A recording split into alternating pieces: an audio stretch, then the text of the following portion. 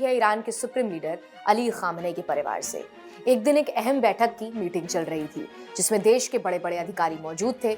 Meeting खत्म होने ही वाली थी कि अचानक खामनेई साहब ने एक अलग ही बात छेड़ दी।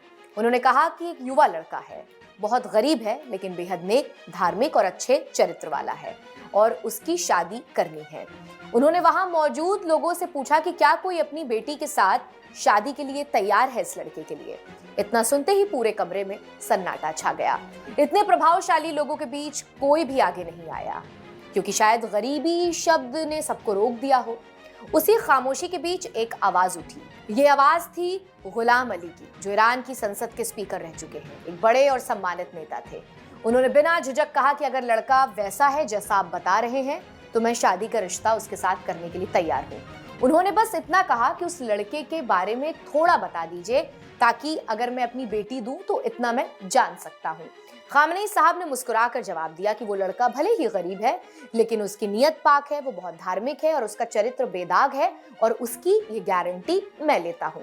ये सुनते ही गुलाम अली ने एक पल भी गवाए बगैर हामी भर दी और कहा कि मेरे लिए इतना ही काफी है कि आप कह रहे हैं, मैं अपनी बेटी का निकाह करने के लिए तैयार हूं। अब सूरे फातिहा की तैयारी करते हैं।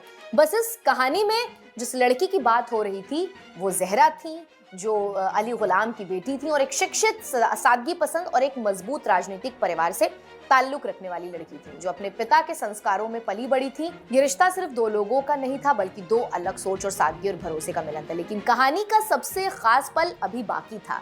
जब सब कुछ तय हो गया तो गुलाम अली ने पूछा कि क्या मैं जान सकता हूँ कि वो लड़का कौन है।